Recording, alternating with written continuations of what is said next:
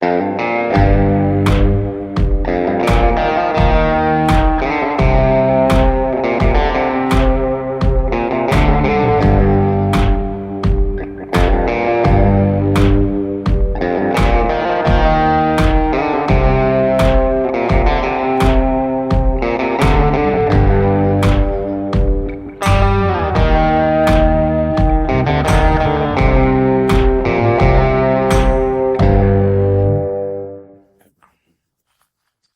here we have it, my 73 Z28. Well, it started out like a Z28, but ain't not much left of a Z28 in it.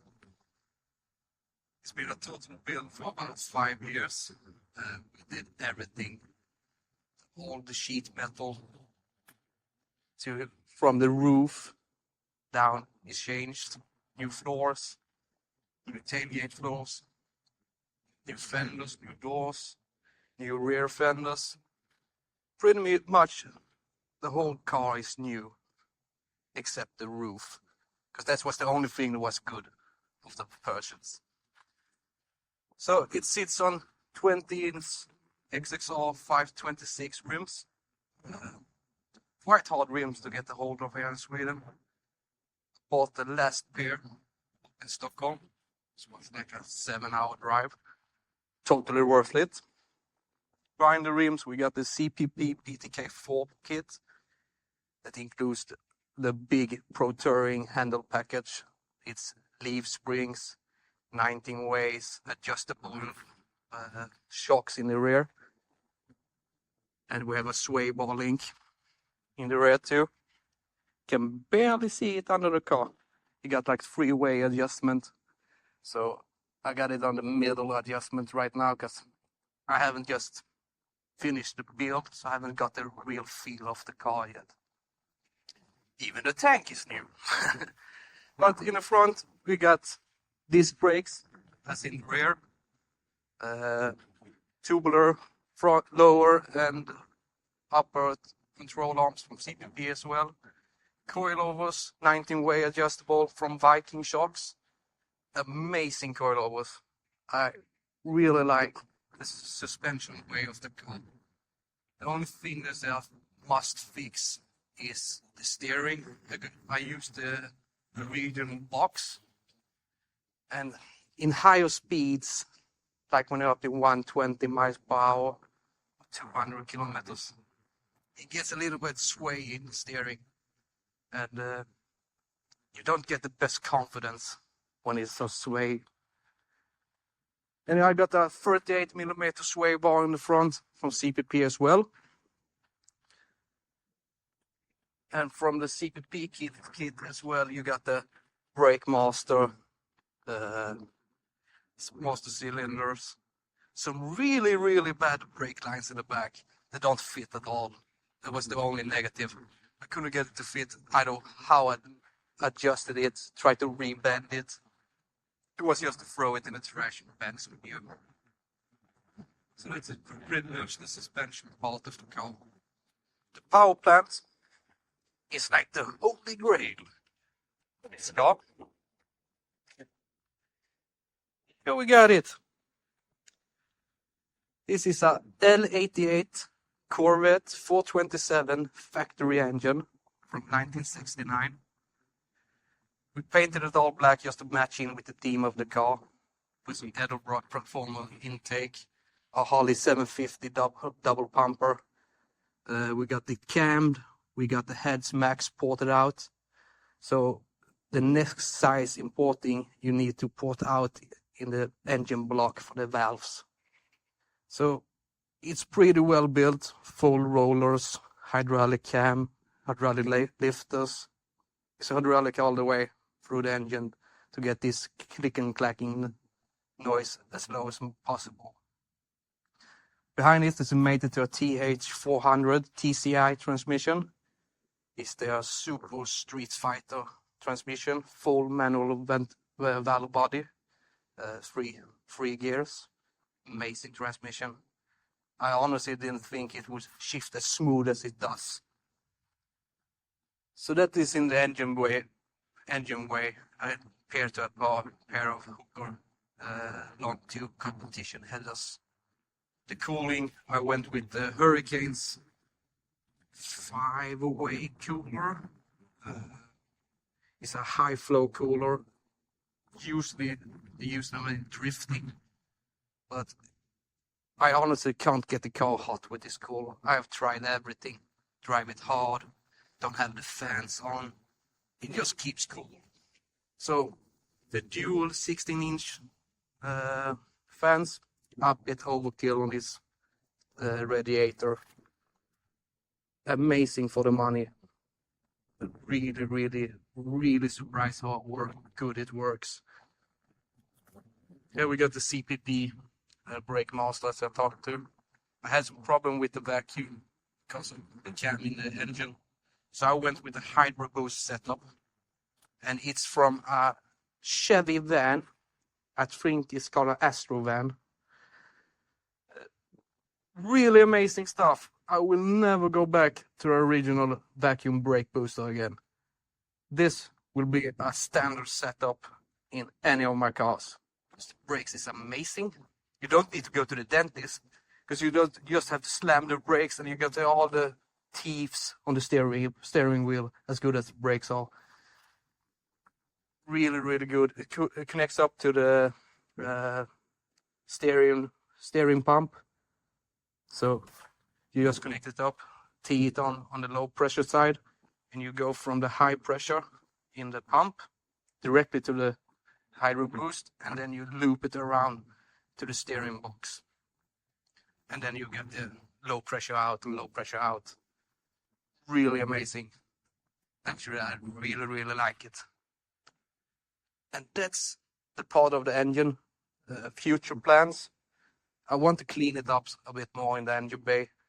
It needs a polish, take some new lines to the Hydro Boost. That's a little more good looking.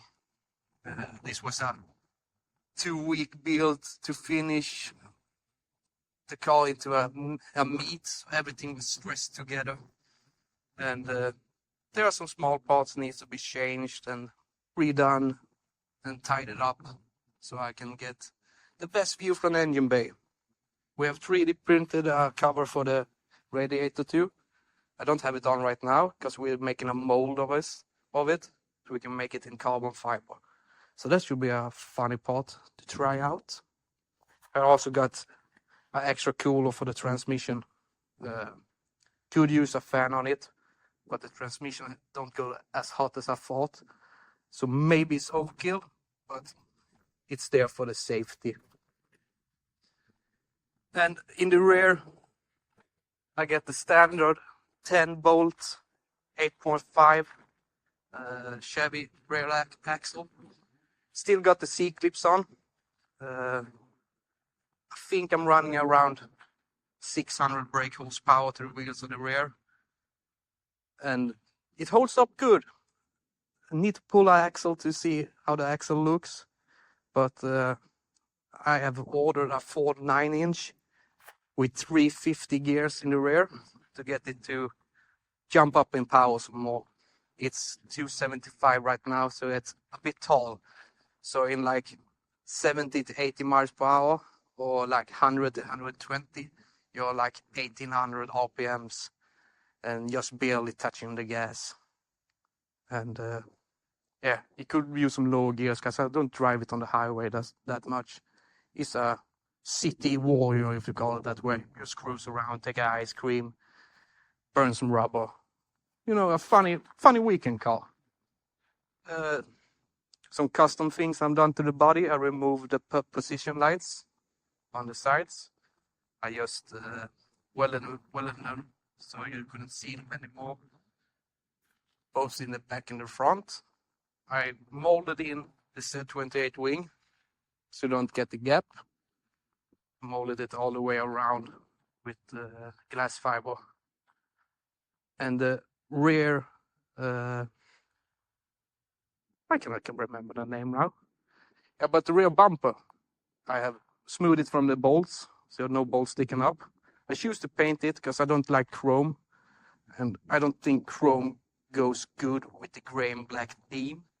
So I'm going like the blackout chrome look.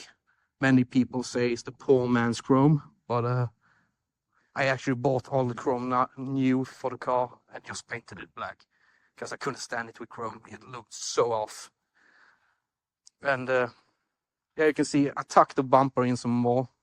The original bumper is like sticks out to here, and I thought it was a big gap, so we refabricated some mounts and got it in tight to the body.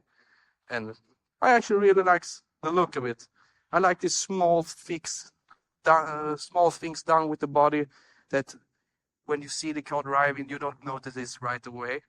But when you park it next to another Camaro, you see it instantly, like, oh, there's something with this car that's different. Like, I pulled the fenders a little bit, so it's a little bit wider in the rear and in the front. But if you stand and look at the car, you can tell that it is a little bit wider. That's why I got in these big fat rims in the back, without mini tubbing or anything. The only thing I'm not really satisfied with is the interior. I sent it off to a guy to get the interior done on it, and he promised more than he could deliver, and it needs to be redone. The rear sofa looks good, but the front seats are all saggy, and everything is new frames, new foam, new covers, and couldn't still get it to look good. So our interior fix up is a need, I think, at least. It's good enough for driving around. I don't care so much about it, but when you see the car in the whole from the outside, it looks, if I can say it myself, pretty amazing. And then you go to the interior and it's like a little bit of, could be better. And yeah, I choose to have the Hurst quarter stick shifter on it because I really like the Hurst feel, like a 70s race car theme. And the quarter stick just felt right for me with the round ball, and I like that it's white too. And then I covered up all the radio holes, the heating with some carbon fiber, just because I don't have heating in the car, because I don't have the need for heat, because I don't drive it in the winter, and the evenings in Sweden in the summer don't get that moisty, so you don't need heat for the front windows. So if I had it, it would never be used.